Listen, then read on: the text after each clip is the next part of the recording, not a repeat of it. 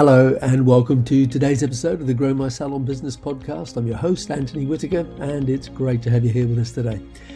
Today, or should I say today's episode, is a special episode because it's episode number 300. And since we launched the podcast in March of 2018, every week we have released a new episode. We now have regular listeners in over 100 countries, and we're in the top 1% of not just hairdressing related podcasts, but all podcasts worldwide.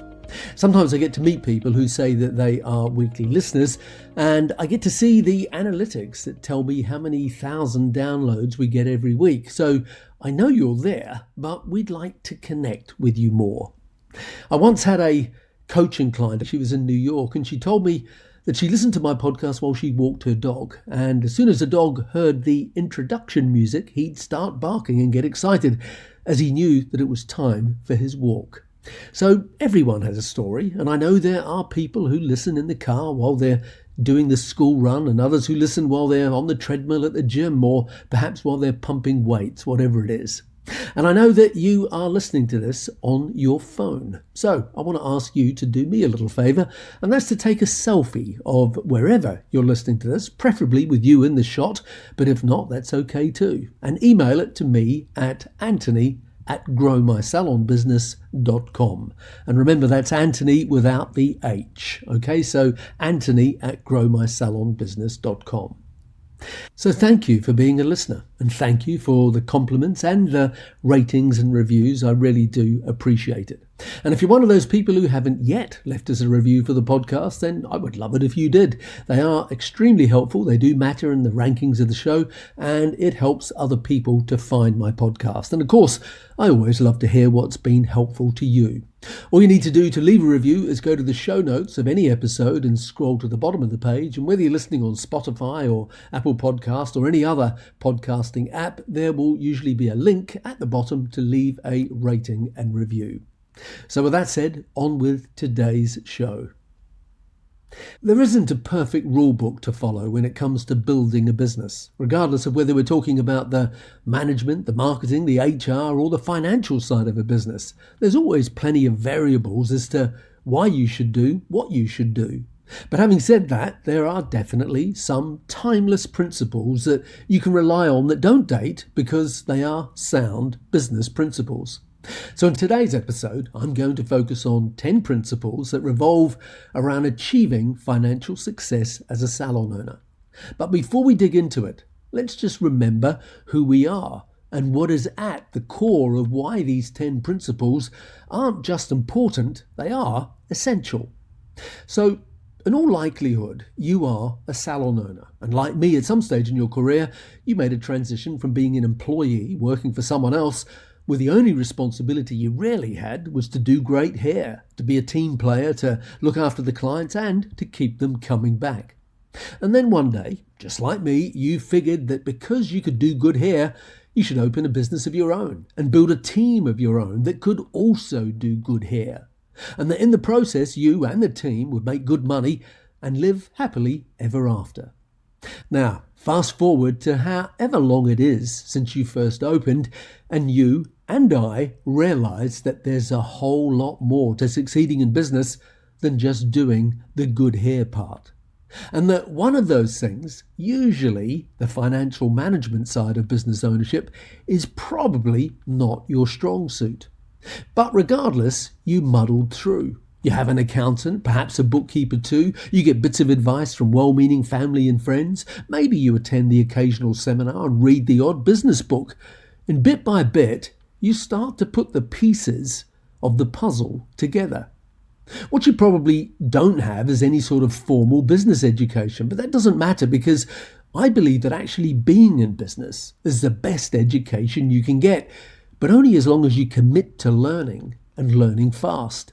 Because if you don't, there's a very good chance that at best you'll find yourself working harder than ever, but for even less money. Or at worst, you find that the business eventually has to close and you can lose everything potentially in the process. So what are my 10 financial principles that if you follow, it will give you the best chance of success? Well, at number one, it's understanding that revenue does not equal success. The goal of a business is to make a profit. That's the real goal, not just to increase the amount of revenue you produce. If you're just increasing sales without managing the expenses, it can leave your business in debt and unable to meet your financial commitments no matter how much you increase the revenue by. So focus on the bottom line, the profit, not just the top line sales. So remember, profit is the most important number, not just sales. Profit is sales minus the cost of sales, and that equals the gross profit, minus the expenses equals the net profit. And as the owner, that profit can then be reinvested back into the business to grow your business, or you can take part or all of it as a dividend. So at number two, it's separate but align your personal and business finances. Now, what I mean by that is that you and your business are not the same thing. So don't treat your business bank account as your personal cash machine. Instead, keep your personal finances separate to your business. So work out what you need the business to be able to pay you each week or each month, and then stick to it. And then manage your personal expenses based on what you pay yourself. Because if your personal finances are totally entwined with your business, then the result is that your personal spending can drain your business's resources and future growth, and it creates havoc at tax time. And at number three, be careful who you listen to. Now, what I mean by that is that it's easy to have opinions and to offer advice. You just have to look through any social media platform to see that there's an avalanche of people telling you what you should do. And although they might mean well, if they're not experts in running a salon business, they can do more harm than good. And you probably also have friends and family who tell you what you should be doing. But unless it's someone who has real experience running a business, their advice, once again, can do more harm than good. At number four, it's listen to your numbers. Now, I know you didn't open a salon because you were excited about the idea of looking at a profit and loss report or spreadsheets, but whether you like it or not, business is all about numbers, and your financial reports are trying to tell you something. So if you're serious about financial success, then learn to read and review the financial reports regularly to help you avoid repeat mistakes and so that you make smarter decisions in the future. And please don't say, but Anthony, that's why I have an accountant, because it's not your accountant's job to manage and grow your business. That's your job. The accountant's job is to do your accounts. Sure, your accountant might make some suggestions and help you understand what the numbers in your business actually mean, but it's up to you to understand the numbers and, more importantly, what you need to do in order to change them. At number five, focus on your core offering. So in our case, that means focus on hairdressing products and services. Now, that doesn't mean that you can't have the occasional side hustle like a teaching gig or perhaps to work as an editorial stylist. But if you've got 3 or 4 different revenue streams, you usually don't do justice to any of them. The most successful salons that I see all over the world focus on their business and they master it before expanding into other areas. At number 6, it's understanding that more money isn't always a solution.